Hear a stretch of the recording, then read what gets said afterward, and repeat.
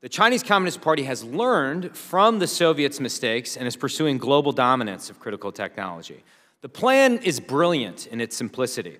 Acquire our best technology for virtually free through forced transfers, cyber attacks, the infiltration of our businesses and academic institutions, dishonest collaborations, and shady purchases by front companies, and use it for their own malign purposes. Their national mil-civ fusion strategy, designed to collapse any barriers between the commercial sector and the military, ensures that even technology acquired by businesses, licitly or illicitly, makes its way to the PLA. Here's the problem. We are not controlling cutting-edge technology anymore. We're all but giving it away in many cases. We have a bucket with massive holes in the bottom, and we continue to pour billions and billions of R&D dollars into that bucket every year. We could plug the holes by enforcing export controls, ensuring appropriate research, security safeguards, and enacting balanced outbound capital restrictions. But we choose not to.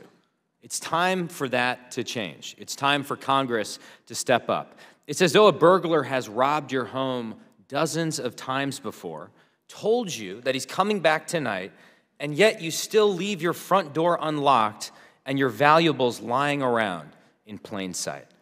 Put simply, you are being robbed every day in plain sight by the Chinese Communist Party. This isn't just a competition to see whether the CCP or the U.S. gains an economic or military advantage. This is a competition between two distinct systems to determine the values that will be embedded in the foundational technologies of day-to-day life.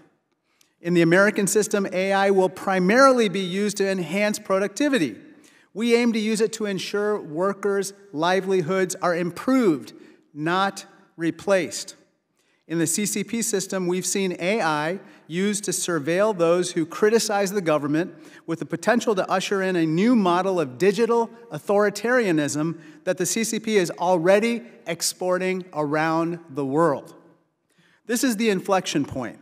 If we stay ahead, then we can make sure technology serves humanity and not the other way around.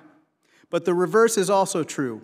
If we lose, we could see this technology impact our freedoms and limit our opportunities. Those are the stakes. Today, our nation faces a wide array of threats from terrorist organizations, nation-state threat actors, cyber actors, and others. However, and unequivocally, the existential threat and unparalleled threat is from the Communist Party of China. The comprehensive threat is the most complex, pernicious, strategic, and aggressive threat our nation has ever faced. It's an existential threat to every fabric of our nation. Xi Jinping has one goal: to be the geopolitical, military, and economic leader of the world, period. I believe we as a nation must approach this existential threat with the same sense of urgency, leadership, spending, and strategy as we have done the past 2 decades in successfully preventing and deterring terrorism. I would offer to this committee that we are in a terrorism event, a slow, methodical, strategic, persistent, and enduring event which requires a degree of urgency of government and corporate action. It is clear that under Xi Jinping, the CCP's economic war with the United States, combined with his intent for military supremacy, has manifested itself into a terrorism-like framework.